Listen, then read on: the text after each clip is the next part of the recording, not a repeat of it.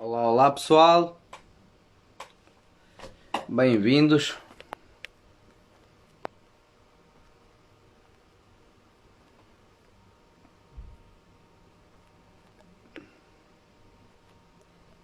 Ok. Olá pessoal, bem-vindos aqui. Mais uma entrevista.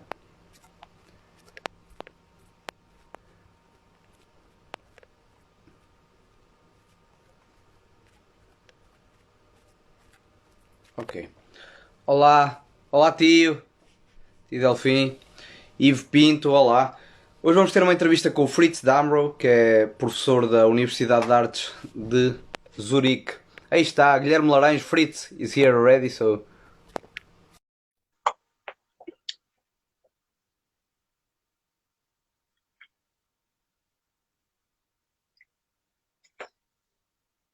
You just need to accept now, Frits.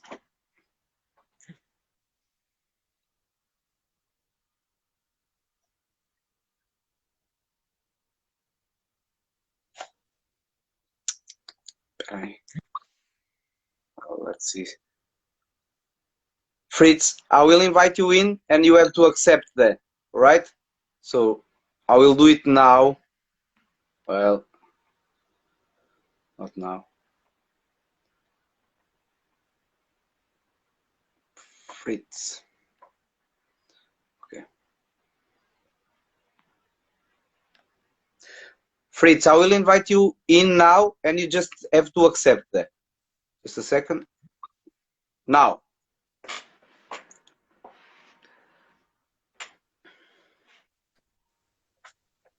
Hello. Hello. Hey, how are you? You right? Yeah. Really honored to have you here. It's really good for the Portuguese community. Everyone knows you in Portugal really well, of course. And you have a few students from Portugal in Zurich. So, Fritz, thank you so much for accepting this opportunity and start telling us from where are you from? How did you start on the music? Who was your influence, your father, your mother? Who, if you had musicians in the family already or not? So, can you hear me? Yes, well. Okay, great. So, I'm from the Netherlands, and I started to play trumpet in the local wind band when I was 9 years old, and then later I went to the conservatory. That's the music university in Maastricht, in the south of the Netherlands. There I started my study with Mr. Pierre Wilhelmus, and he was the principal trumpet in the symphony orchestra in Maastricht. And then later, my other teachers are James Stamp, Thomas Stevens, and Pierre Thibault. These were my main influences later. Yeah, actually, I was thinking about this. I met James Stamp exactly 40 years ago in Switzerland in 1980. Yeah, that was the first time when I met James Stamp during a summer course here in Switzerland. James Stamp and also Thomas Stevens. They were together doing a masterclass in Switzerland. And, you know, I'm talking about 40 years ago. And exactly. It was a different time then. You know, there was no internet, there were no mobile phones. We had very little access to information, to international global information. It was very poor and very limited. So we had to do a lot of effort to meet other people and to have access to information, to music, to players, to concerts, to whatever. So it was much more of a struggle to get informed about everything that was going on in the music and in the brass world. Exactly, and to travel from another countries. I don't know if you were in Switzerland already or not. No, I was in Holland. You know, I just moved to Switzerland 10 years ago. So exactly, hard. Yeah. So, and there is where I met James Stamp and Tom Stevens. And later I had more lessons with both. And then A few years later, I became principal trumpeter in the Radio Symphony Orchestra in the Netherlands. And during that time, I went to Paris many times to have lessons with Pierre Thibault. Yeah, I think for the people who know this name, he's one of the most influential trumpet teachers of our time. Yeah, many great trumpet players like Håkan Hardenberger or Reinhold Friedrich or many others have studied with Thibault. So yeah, he was a very tough but I think a very helpful teacher.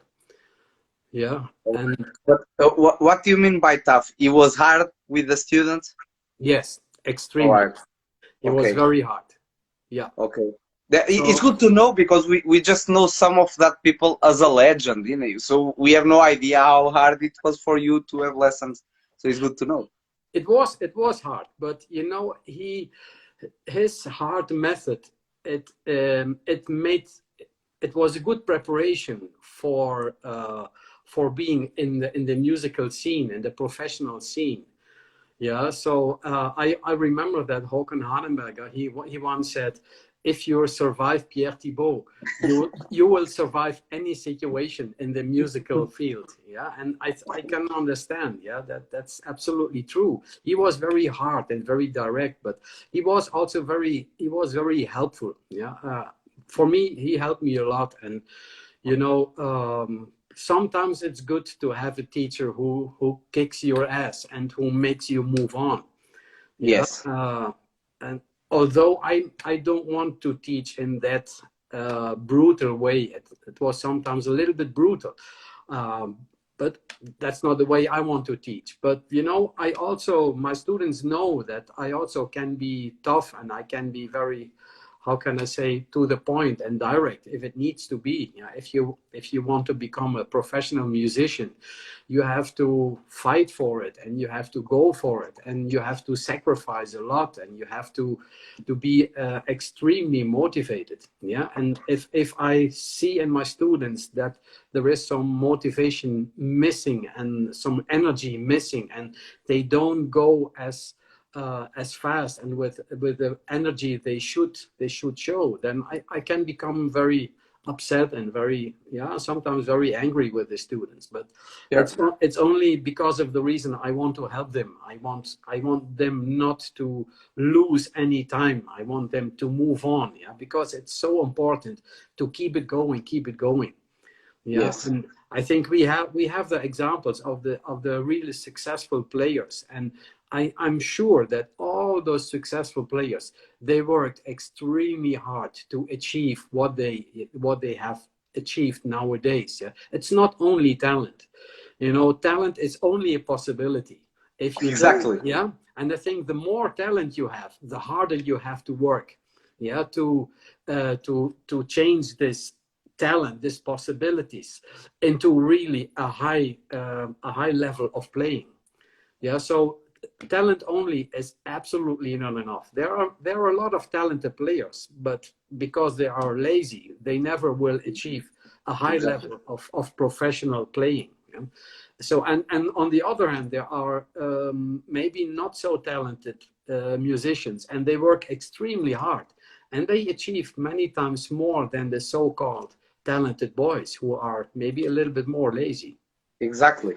And that's why then we have a lot of frustrated musicians because I have a lot of talent, but that guy doesn't play and is there, but he worked harder than Yeah. than others. That's true. Oh, Fritz, I use every single day. I sent you the first exercise when I started your method, but every single day, me and a lot of people on the interviews, really famous trumpeter players, always talk about the shape up. That the book that is always there is shape up. So, uh, what did you think about when you were doing shape up? I know a bit of your conception because I know some of your students, but it's good to understand. For example, you don't have speed time on the bending exercises, for example. Mhm. What would be the perfect way to do that kind of exercises? The first, let's say the first exercise, the warm up with bendings, Mhm. what would be the right speed or is not the right speed there? Why? I think the right speed is the speed that will help you to improve your playing, and that speed can be very personal. Yeah, and Exactly. this is why I didn't give any indications. Yeah, and this is what you see with I mentioned the name James Stamp, and I know that Stamp, he he um, he explained the exercises in several ways, just to to the needs of the different students. Sometimes he did it slower, sometimes he did it faster, Okay. sometimes louder, sometimes softer. He just tried to find out what each player needs, and then he adapted the exercises, yeah, to face these needs. And I think that is what everybody should find out, yeah, about the tempo. Yeah, Exactly. a slow tempo can be great, but some need a little bit more faster tempo. And this, Yeah. I think, this is the work. Everybody, every musician has to discover what works for him. Yeah, and then he has to follow this path. Yeah, and I think that's extremely important. Many times I hear students playing James Stamp exercises, and then the way they play it, I say this will not help you at all. If you practice Exactly. like this, it will take forever, and you will not improve anything. And I think that that's important. So when we talk about the speed can be very different according to the personal needs of every player. Exactly. Okay. I knew that answer through Zé Pedro Pereira. I think I spoke with. I think Yeah, was with him, and he told me exactly the same. yeah. So uh, you have a lot of melodical studies as well that I used to do, and one of them I never remember the name is the weird kind of music. Is that kind of music that is out of the normal melodical concept? I don't remember the name. You have three. At least I have three of them. Melodical studies. Which ones are they? One is bel canto for brass, Yes. and the other is vocalise. Awesome. Yeah, And and I don't know. Maybe the other is the multi-style studies. that's the one. That's the Yeah, one. Exactly. yeah, Exactly. For example, for you, I know you've done that, and that reaches a lot of styles. That's why you have three. It can reach any player of any style there, because the bel canto, you go from one point to another.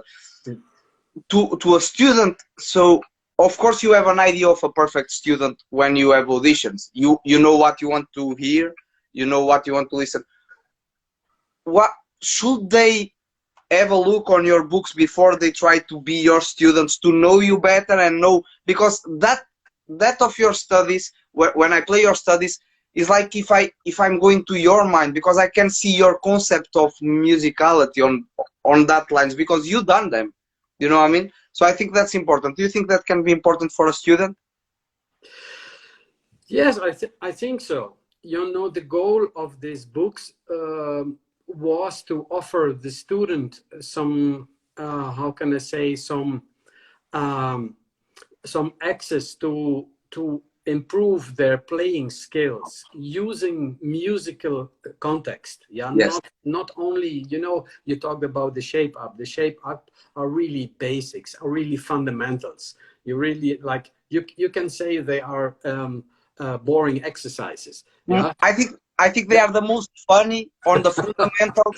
They are probably the most funny at the moment. yeah. And when I talk about the bel canto or the vocalise or the multi-style studies, that's actually that's the next step where you apply all these basic elements into a musical context. And I think that should be our final goal. We should be musicians being able to play beautiful music. And the basics, you know, like the shape up, this is our skill, this is our craft, this is the craft we have to develop, and this will enable us to play as beautiful, as musical as possible. Yes. We need both. We need the playing technical development, and then we need the very strong connection to the music, so we can apply all those skills in the music, and that should be the final goal. Okay. Look, something that I really want to ask Fritz, because I think some years ago we lost a lot of information. Thankfully, we have students like you that study with Stamp, for example. But the problem, for example, I always give the example of Max Schlossberg. Mhm. He didn't do that book. Was someone from the family. So it is not a book to make from the exercise 1, 2, 3 like that. So it's good to, now that we have this technology, we don't know in 6 years maybe someone will be watching this. Mhm. Was the shape up then structured to do from one to the last, or No, no, all no, right? no. Can There you is, give a few tips on that, because I yeah, see a lot of people doing your method like that as yeah, well. That's yeah. why I'm Of course, you can start with the first exercise doing this as a warming up, but you also can do number 3, or you can do other exercises using them as a warming up. And then there are some exercises for different needs, for for sound release, for articulation, for endurance, for embouchure stability, for security fingering. intervals. Yeah, so there are exercises for different goals, and I think every player should find the combination and the mix and the order of exercises that helps him in the best way. And Exactly. you know, I think every player, I think if it's good, every player should have a different combination, because we are all different. We all have different needs. Yeah, and of course you can start with number 1 and go through the book from page 1. You can do this, and maybe it might be helpful for some players, but that's not the initial goal of this book. You should find your way through this book. It's the same with the stamp book. Many players, they start with the first exercise and they go like da da da da da da da da da da da da, and then they play the stamp hymn like da da da da da. But the really great exercises are more in the back of the book. Yeah. Exactly. Yeah, if you look in the second half of the book, there are the supplementary exercises and this fingering exercise, this chromatics and this flexibility exercises, and this attack exercises. These are the really great exercises. And in the beginning, it's more the warming up and the general playing concept. And then you should move on into the more advanced exercises. And Exactly. many players don't forget about this more advanced exercises, and that's what you really have to work on.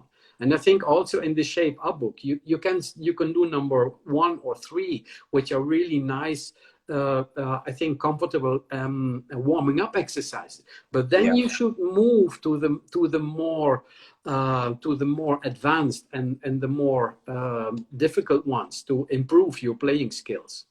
Okay. I'm saying because I recommended your book for a few people. The fitness for brass as well. Yeah. I'm really fan of the shape up. Is the one I do every day. And someone told me, but I start every day, and I never can get to the end of the book. I said, look, how are you doing? Of course, you cannot do the book every day from. No, no, no. So you are warming up how many hours? So people sometimes they do over warm up, and we Yeah. have this discussion here every time. Yeah. And with Stump, for many years I've done that with Stump. I used to be that guy you are saying, never the supplementary student. 1, 2, 3, and when I was to play, I was done already, and I said no, something is wrong. So that's really good to know. Fritz, what do you look now for? You said a few tips already, but if someone here wants to be your student in Zurich, you are the teacher at the University of Arts in Zurich. Uh, what do you look for mainly? The first thing in a player on the audition, what are you looking for people? The German trumpet, because I know in Portugal a lot of people never played the German trumpet. So can that be a problem? For example, Gabor said if you don't play German, it's better not to go to him, because either. Yeah. So Yes, I can understand that Gabor says this, because Berlin is a different place. exactly. In Berlin, as a classical trumpet player, you have to play the rotary trumpet. If you don't play the rotary trumpet, there is no chance you will be involved in the classical trumpet scene. In Zurich, it's different. We have a mix. you know, and many of my foreign students, they never played on a rotary trumpet when they Okay, start practicing with me. And good. we have rotary trumpets in the university, which our students can play and uh, can practice on. Yeah, so not playing on a rotary trumpet, it's not a problem for me. Yeah, the good trumpet players will learn this. Yeah, so it's All right. for me, when you ask me what is the most important thing, for me it's motivation and drive and energy. That's for me very important, and an open mind. Yeah, to be curious, to learn, and to be flexible in your way to improve your playing, and I think also to learn from, to be willing to learn from others. Yeah, you know, Okay. I I tend to say somebody who's not willing to learn anything, you cannot learn anything to these people. Yeah, you have to be open-minded. Yeah, and Gotcha. if students are like this, and they are not willing to learn, and they are not willing to accept a new idea or a new concept, and they stick to their old habits, then it's very difficult to make this, to help the student and to make him Yes. develop. Yeah, so a lot depends on the mentality and the openness and the motivation and the discipline of the student himself. Yeah, Yes. and you know, and because of this, I not always take the students who play the best in the auditions, because sometimes there is a student who plays very well, and then I think, he will not fit in our class. He is a little bit too narrow-minded, and he is too much of you know connecting to his own ideas and not. Yeah.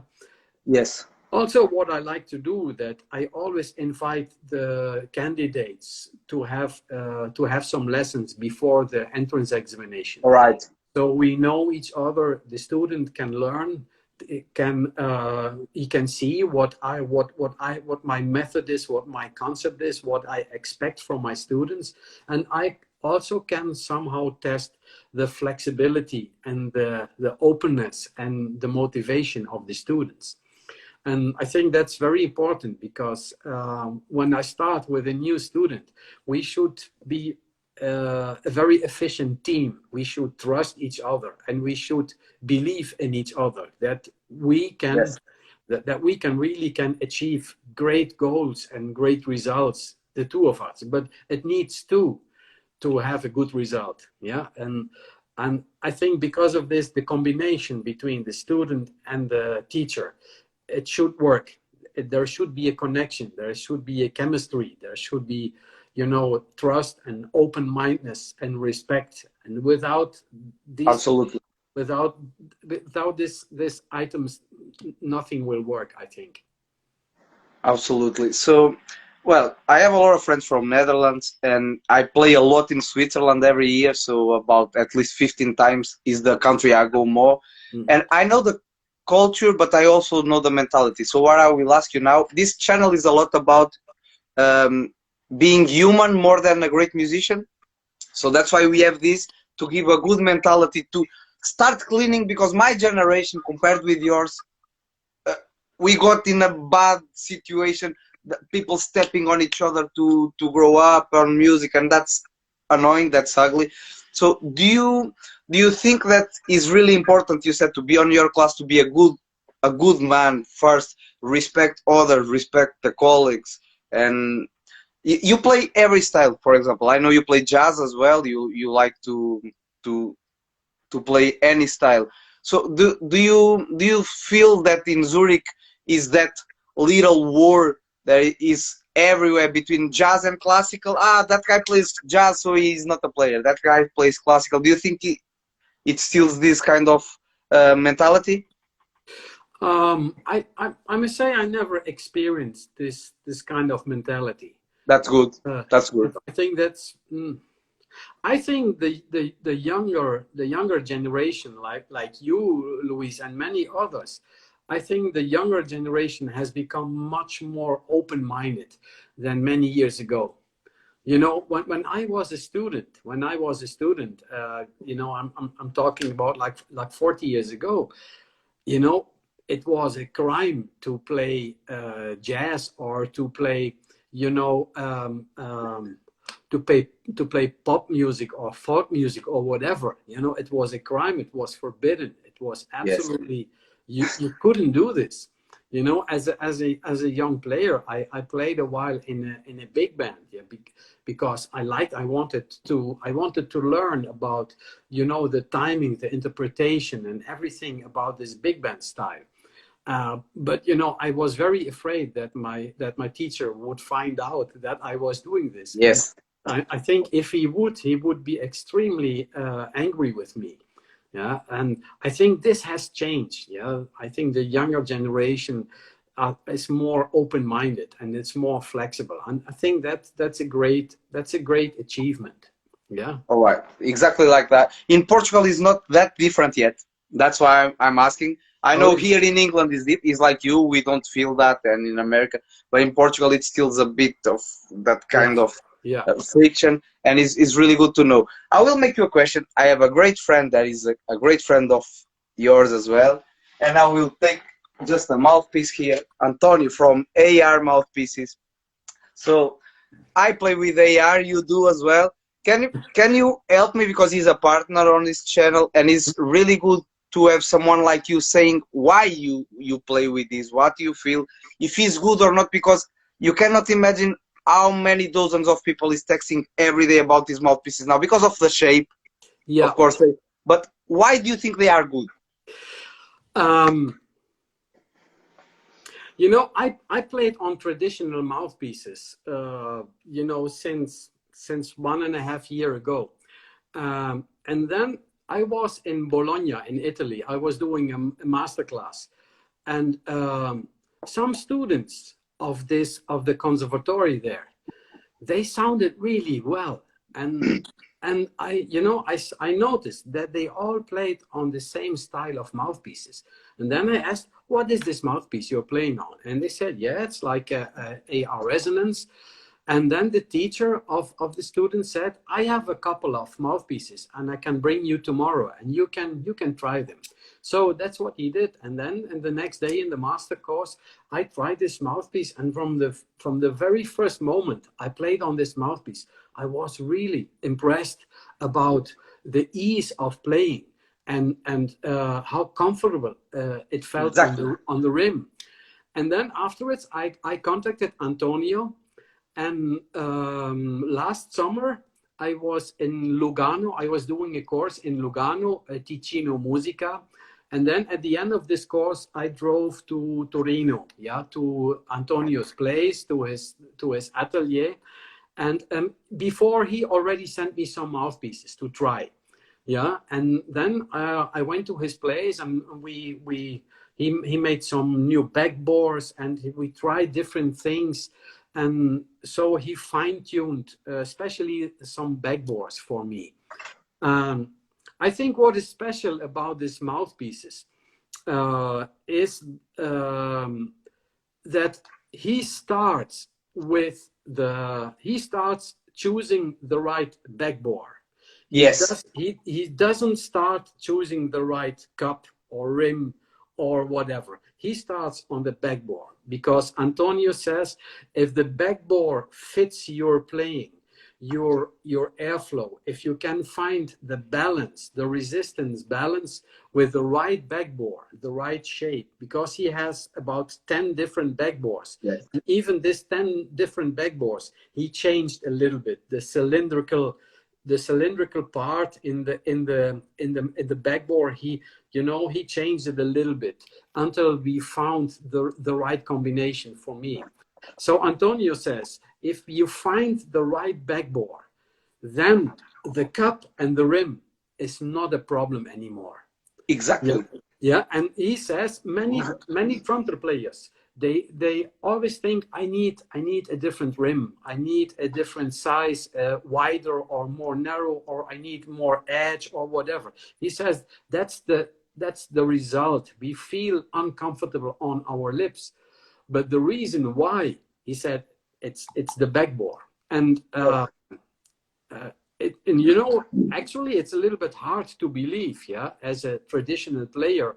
Yes. And we are always, you know, with rims and cups and whatever, this kind of things.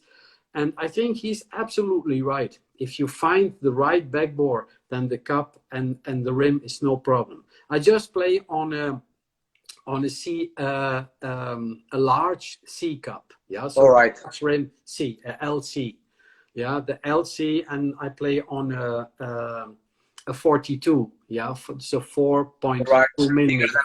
The big backbore. Yeah, he has Mine two is empty backbores. with a 40 classical Yeah, backbone, yeah, but it's really good. And the thing is, what you are saying is, I always had struggles, psychological struggles. The problem, this rim is not for me. I'm not playing well because of the rim. I'm not playing. And Antonio said, no, you're gonna have it. All the mouthpieces are the same rim in every size on yeah, Antonio, so it yeah, doesn't say. And yeah. when I never heard no one that plays with this brand that said is not comfortable. Mhm. I put it here and it plays exactly Yeah, because this is the right resistance on the back yeah, for you. Is incredible, and thank you for explaining that, because I think it's really important for Antonio as well, because you know Antonio is one of the best human beings I met yeah, in this kind of yeah, business. He's a friend. yeah, He's always keen to help people. yeah. So Fritz, now I think Antonio, he is he, you know, as a mouthpiece designer and a mouthpiece maker, he is a very special person, because he doesn't come from a tradition where he learned, you know, where he had his education in a different factory or with a different mouthpiece maker. He comes from a completely different direction. Yeah? So he, how can I say, and because of this, he is very open-minded, and he is very creative, and he is very much more innovative than many other traditional mouthpiece makers, who are afraid to leave the traditional and the conventional concept. yes, I think also what is a great thing about this mouthpiece is that he used different length. This is a C trumpet length, and the yeah, B flat trumpet length is a little bit longer. Yeah, but so it's shorter than the traditionals. yeah, and Yeah. yeah, the B flat mouthpiece is shorter than the traditional mouthpieces. Yeah, it's a little bit in the direction. I think the person who started this maybe 30 years ago, maybe it was Dave Monette. Yes, Yeah, but I think the Monette mouthpieces are a little bit more extreme. Yeah, and I tried the Monette mouthpieces. I cannot play on them. For me, it's too big, too open, exactly. and you know, the notes are everywhere. Yeah, for me, it's Yes, yeah, and the I same. think it's a little bit in this direction, Antonio's mouthpieces, but not so extreme. And because of this, I think they are more easy to handle and more easy to play for traditional style players who have been playing on traditional mouthpieces for many, many years. The step Yes, is not as big. I must yes. say, when Antonio sent me some of his mouthpieces and I started to play on them, I could play on his mouthpieces immediately. Straight away. Yes, Yeah, right away. I didn't exactly. feel that, oh, I need some weeks or maybe more. Yeah, because the balance was so nice, and I never feel some inconvenience on my lips that the rim is too sharp or too narrow or too Yes, wide or whatever. Yeah, because the resistance works. Yeah, the resistance gives a very good playing balance, and I think same with me. that's one of the secrets and one of the advantages of his mouthpiece. Yes, And I think the sound is very, very resonant. Yeah, it's really very resonant. yes, it is. It So is. it's not only you know, I don't want to say that the comfortable playing is the only advantage of the mouthpiece. And you know, the It's most not. important thing is that you have a great sound quality. And Yeah, flexibility. I think that and flexibility. flexibility. And I as think well. also intonation, Yes. intonation is much better than on traditional mouthpieces, where Yeah. many times the high register is a little bit flat Yes. and the low register is a little bit sharp. Yeah, it's a little bit The squeezed. only thing I felt, I don't know if you felt the same, but I've never played with Monet at least regularly, was as the shank is shorter, the tuning of the trumpet comes up straight away when you try it a bit. So Yeah, you will pull it a bit, but it will be always there, yeah, and it's totally in tune in all the register after yeah, that. yeah. As you said, we're gonna have David Monet here probably, Dave Monet for an interview, Mhm. and this is just discussing about things. What I think about Monet is you need to adapt to the Monet.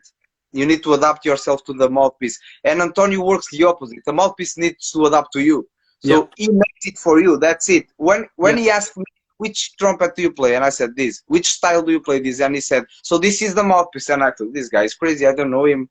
How can he say? When the mouthpiece came, I put it on my mouth. That's it. My playing was changed yeah, straight away. Really, really good. yeah, Thank you for that yeah. explanation, Frits. What backbores are you using? So I have the 40S for big band and studio, the Hmm. 40S backboard, and I have the 40M classical for classical music. You have the 42 in it. I don't know if you can see. Ah, no, Okay. probably. Ah, Yeah, whatever. The yeah, 40. You have the 42. yeah, yeah. Opa. Oh, Can you listen? something. Yeah, I hear you, but Yeah, why? it's just the image. And can you see me? I don't think so. I can hear you. I can hear you, but But you cannot see me. Or can you? I can see you. I can see you, but can you see me? No, you are stopped. Just your image. Okay, I don't know what happened. So let's do like this. No worries. I will take you out, invite you in again. So don't get out from the video. I will Okay, take you, but keep watching. Okay? okay. All right. Pessoal, espero que estejam a gostar. I hope you are enjoying it. Fritz is an amazing player and teacher. That's it. Again, There we are easy. again. We always fight the machines.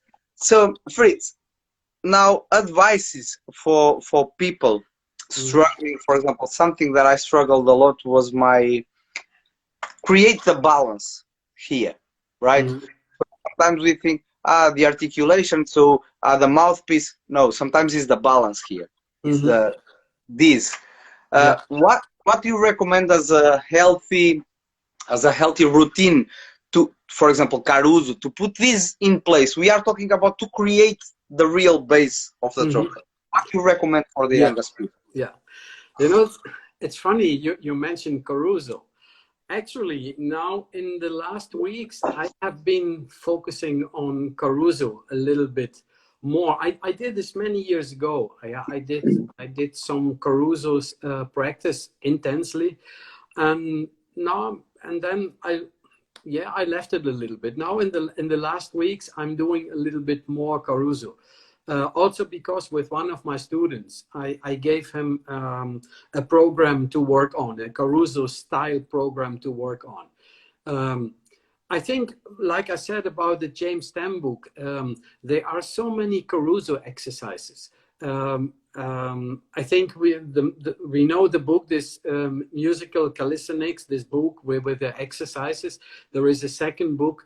There are also great videos by horn player Judy Lansman. You know this? Yes. Yeah, and you know the exercises from Markus Stockhausen. Yes. Yeah, yeah. So they are, and Julie Lansman said that Caruso, he had many exercises for all the different players.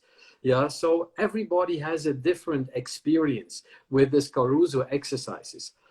But there are similarities, and you know, I think the similarity is that you have to keep the position, yeah, and you have to breathe through the nose. And this technique, you can also practice Clark exercises, and practice Clark exercise like number 1, the chromatics, or number 2, or others, using the Caruso style, yeah, not letting go and keeping the mouthpiece on the lips. So there are many different exercises you can play in a Caruso style, using the Caruso concept. And I think that's important to understand, that it's a concept you can adapt in many different ways. And also there, everybody has to find his own way doing the Caruso exercises. Very important is not overdoing it. Yeah, I think. Exactly. Yeah, I think if you think you can become a very strong player by doing 2 hours Caruso every day, you will ruin yourself.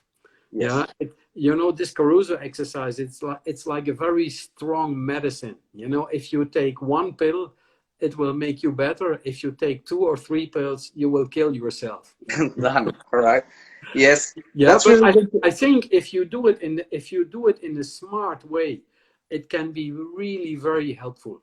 It can be Okay. really very helpful, especially for here. Also, I think, like we talked about the shape up book, I think also working with bending notes, yeah, Exactly. the bending notes also, they stimulate the stability here without making it really hard and without forcing it, because playing the bending notes, you also have to be flexible.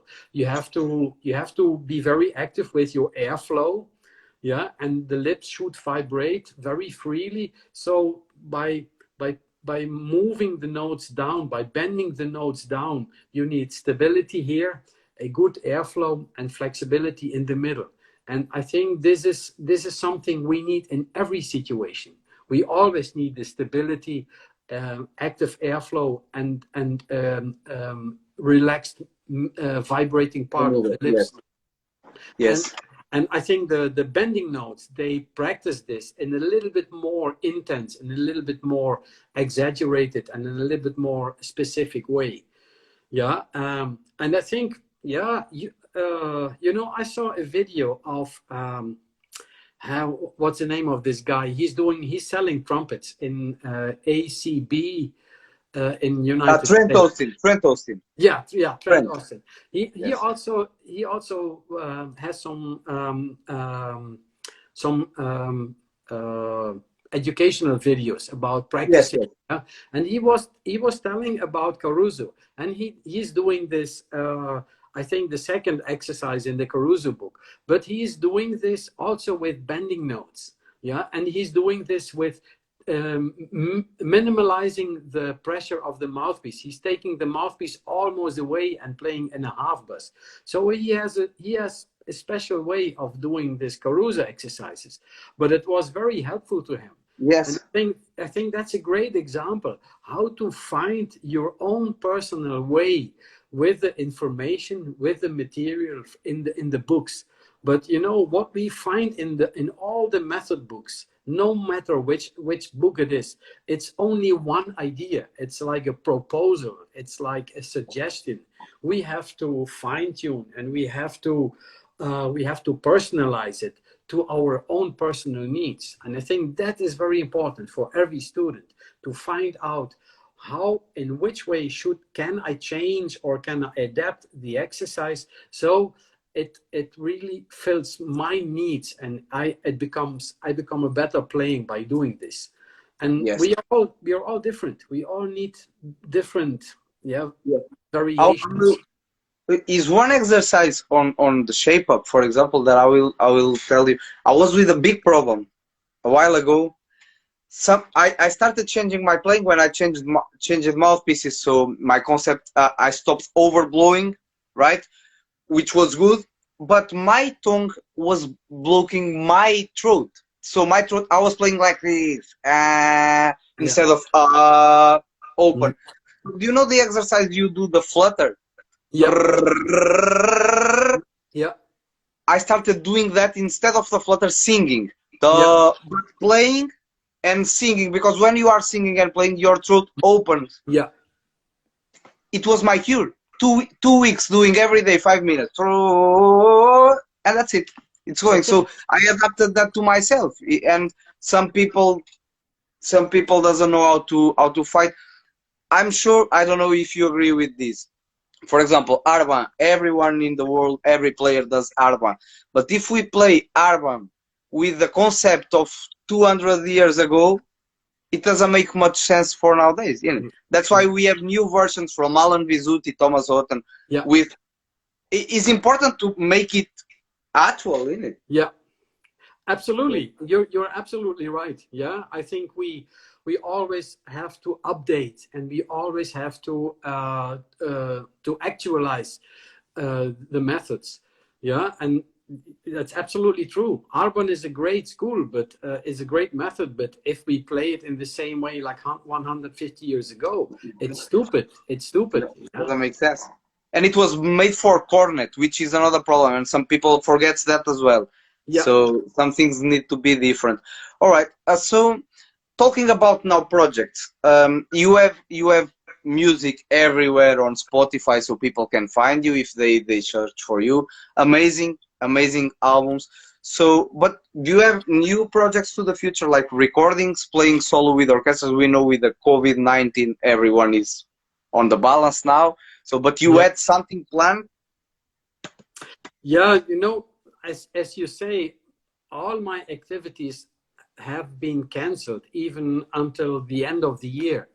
Yeah, Yes. so yeah, I think for everybody it's quite a difficult situation right now. Yeah, I have some projects going on with Baroque music, playing with the soprano and with the cello and the harpsichord, doing some Italian Baroque music. Awesome. These are some projects we do. There are some concerts with a brass quintet, and I do this concert with some students of the university. Yeah, we one concert is canceled, but there are two concerts will take place, I think, in September or October. All right.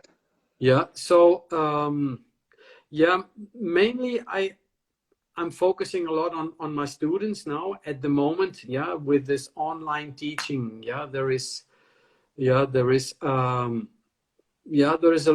it was very tiring to do this online teaching, and I hear this from everybody that Yes. it's more tiring to do online teaching than the live teaching. Yeah, I'm also, that's a new idea of mine to publish a book with orchestral excerpts. Please do it. Because you know, my idea is that in the, especially here in the German speaking countries, and I think maybe also in your country, we have the gold, we call it the golden book. Yeah, this German book, and yeah, it's not bad, but I think it's absolutely not complete. Yeah. I have one here. I don't know if you have it, but it's really, as you say, these ones Ah, yeah, the as early well, art. and is another one from Except, but they are Yeah, exactly, it's missing something there, yeah, and it's really good if you can do it, yeah, especially with a new language of yeah, the what we look yeah, for. yes. Someone is asking you here, Fritz. Sorry, just to speak about what can you tell about Claude Gordon teaching? Claude Gordon, yes. You know, I must say, I never met Claude Gordon, so as a Right. person, I don't know him. But you know, already many years ago, I practiced this book called "Systematic Approach to Daily Practice," something like this. Yes. And it's a little bit a combination of you know, this.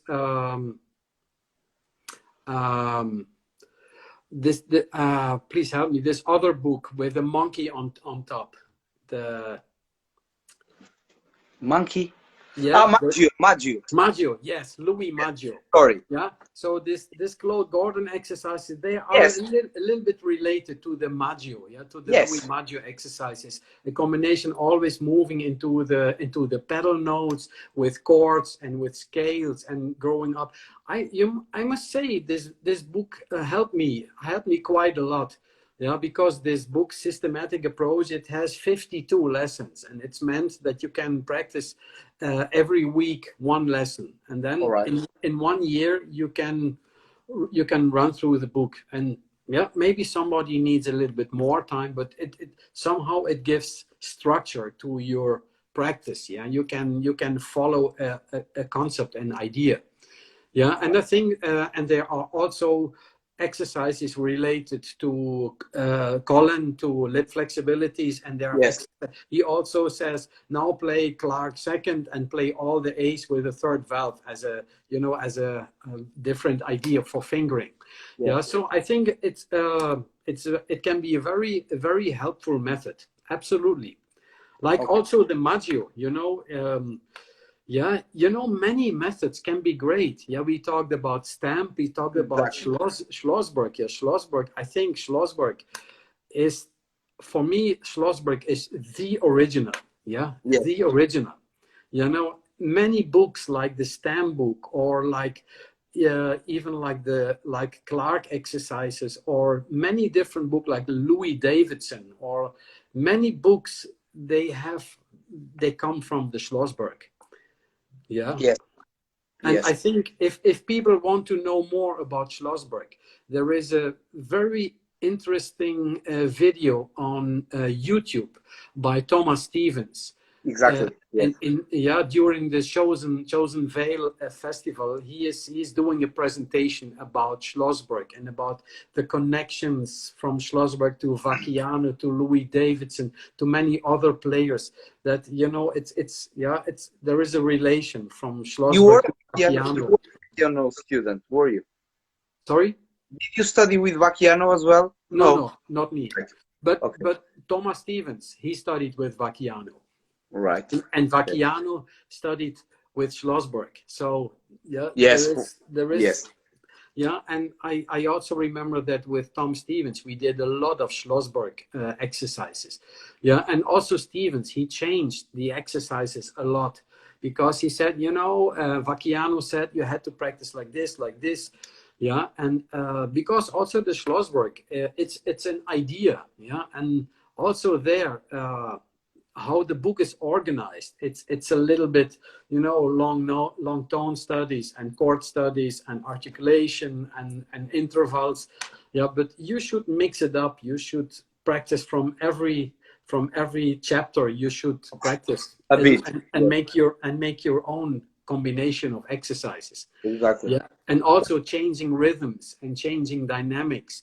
Yeah, so the book offers a lot of possibilities to adapt it and to make it more personal, and to learn more from the book by changing the exercises, like the stamp book, and like also the Claude Gordon book. Yeah, we should be flexible with all the exercises. I think that's without losing the initial concept. Yes. Yeah? When you play stamp exercises, you have to take care about intonation. If you don't take care about intonation, you lose the essence of the James Stamp exercise. Yeah, and you have to make the notes as long as possible and make this fast change to the next note. If you ignore this, you lose the concept of the James Stamp idea. Yes. So this is what we should keep in mind. We should keep in mind the ideas and the concept of the method, and then adapting it to our own needs. And that's not always so easy to find. Of course. Because we can misunderstand some ideas. Yeah, I think that's also many trumpet players, they don't practice these exercises in the back of the stamp book because they have no idea what these exercises are about. Yeah, and so many times I have to explain to students, this exercise, you can practice like this, and you can also practice like this, and take care about this. So because I had this information yeah, right from Jimmy Stamp himself. Yeah, Exactly. he taught me how to practice the exercises and what is the goal. Yeah, what is the idea behind the exercises. That's awesome. So I think that's important to find out. Yeah, to find out Okay. the meaning and the goal in the exercises. But the way to reach the goal can be very different. Well, exactly. So, Fritz, now that we have about 4 minutes to end because this is an hour, let me ask you something really, really important. Do you teach? If someone wants to contact you like private lessons, are you up to it or you don't have time? How is that? I'm always willing to help students. Yeah, today I got an email from a student from Spain. Yeah, I met him in in Madrid last year, and now he sent me a mail if he could come to Zurich every 2 or 3 months for a couple of days, and I'm Awesome. always willing to help students. Yeah, so Awesome. if people want to visit me to have some lessons and to also to see what I'm doing in the university, to yeah, to know my class and to know my other students, they are free to contact me. Yeah, All and right. Okay. That's really important to know. So, guys, I will translate. Se alguém quiser ter aulas com o Fritz, por favor, contactem o Fritz, tranquilão. Someone was asking here, and I will try that you can answer before this switch. Can you tell something about tongue position? tongue position. You know, tongue position is a very tricky. It's a very tricky issue because we learn the tongue. We learn to use the tongue by sound, by language. As a kid, nobody tells you where to put your tongue when you learn to speak. So you just imitate what your mama or your daddy is saying, and you imitate this, and you don't think about where to put the tongue. And I think we should learn to use the tongue while we practice the trumpet in the same way, by using the sound as a guide to where to put the tongue.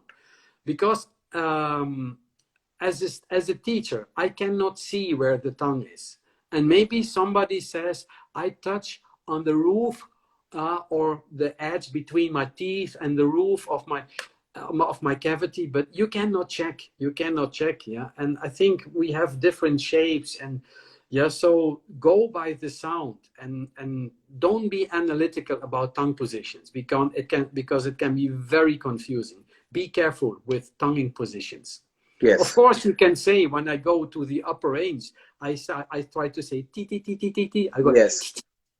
and in the low range, yeah, it changes according to. But I don't think so much about it. Yeah, It's better. it's Forget better. it.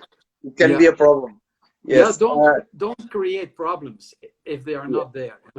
All right. So, Fritz, I will ask you a quick message for the young generation. A human message more than a musical is always the last message. So, how to become someone like you, a great teacher, a great player, but respected and have a good job.